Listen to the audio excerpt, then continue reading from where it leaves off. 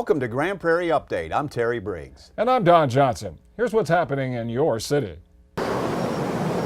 Mosquito season will soon be here, and so will the threat of West Nile and Zika virus.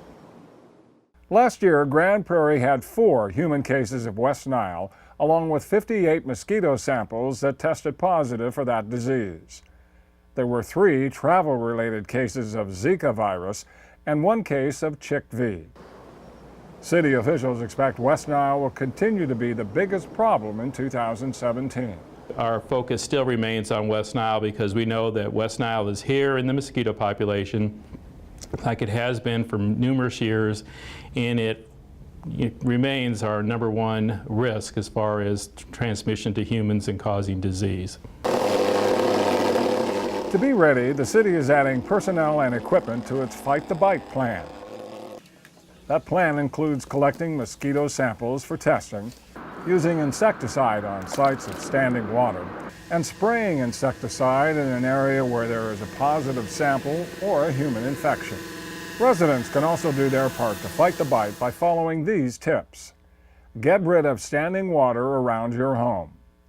Use mosquito spray with DEET when you're outdoors, day or night. Wear long sleeves and pants when possible when you're outdoors. And avoid being outside at dusk or dawn when mosquitoes are most active. The primary message we need to get out is for citizens to take responsibility for their yards and to survey their yards, especially after the rains that we've just had, to make sure that things like pots and dog bowls and bird baths and things like that are not holding water.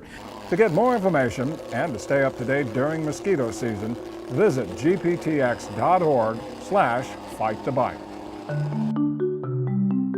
The Grand Prairie City election on May 6th will include 3 city council seats and a referendum on a sales tax for streets. District 1 incumbent Georgia Clemson is running unopposed for another 3-year term. In District 3, incumbent Lila Thorne is seeking another 3-year term against Mike Delbosky. And in District 7, there is a 4-way race between incumbent Jeff Copeland, Kevin C. Toth, Aurelio Castillo, and Wayne Ellis. Voters will also be asked if they want to reauthorize a 1/4-cent sales tax that is being used for street repairs and maintenance. Early voting is available from April 24th through May 2nd. On Election Day, the polls are open from 7 a.m. until 7 p.m. For more information, contact the City Secretary's office. Oh, are you scared? It's all right. This is a first for Grand Prairie's Prairie Paws Adoption Center. What are you doing?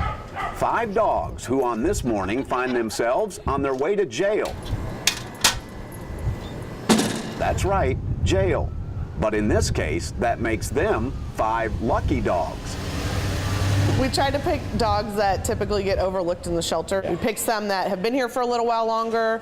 They need a little bit extra training. We're hoping it'll make them more adoptable and we'll be able to find them a home through this. This is a brand new program called Homes for Hounds, a cooperative effort between the city and Dallas County that will allow for the dogs from Prairie Paws to spend 5 weeks at the Dallas County Jail, where they will get plenty of love and attention and training from pre-selected low-risk inmates. We had reached out to several cities within Dallas County, and the City of Grand Prairie was the first one to respond. City of Grand Prairie said, hey, we are on board with this. We need help. We want to save more dogs. Is Mr. Dallas from Dallas? Actually, Grand Prairie. Grand Prairie? Yep, that's where they came from. The first of its kind program for Grand Prairie and North Texas was initiated by Dallas County Sheriff Lupe Valdez. She is a big animal supporter. She loves dogs, has a couple dogs herself, and she heard about a program at a jail where they took dogs from a local animal shelter and had the inmates work with them, and the whole purpose was these were dogs that hadn't been adopted yet and they had maybe some social issues, so the whole purpose was for the dogs and the inmates to work together, and the inmates would learn empathy, and then the dogs would be obviously ready to be more social and be able to be adopted by the general public. So it was just kind of a win-win. The win for the dogs will hopefully come after their 5 weeks of basic training. We want these animals adopted. We don't want them put down.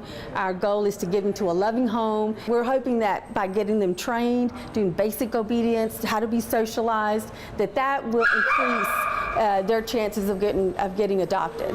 While for 10 inmates, not only do they get to spend time indoors and out with their new students,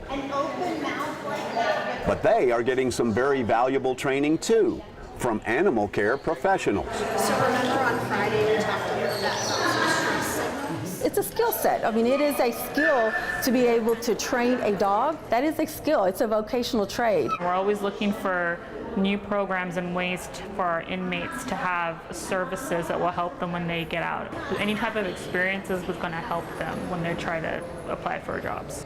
To learn more about Homes for Hounds, go to gptx.org/pause or call 972-237-8575.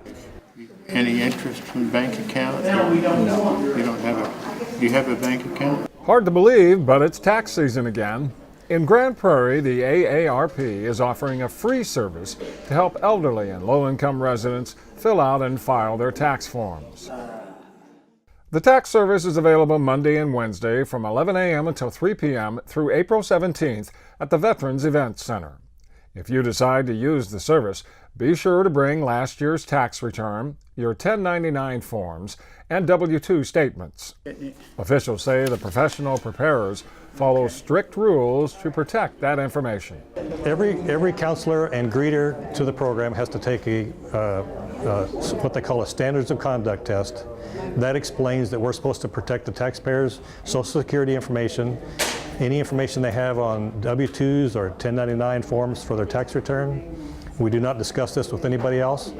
The software we're using this year goes up to the cloud like last year. Nothing is in our computers.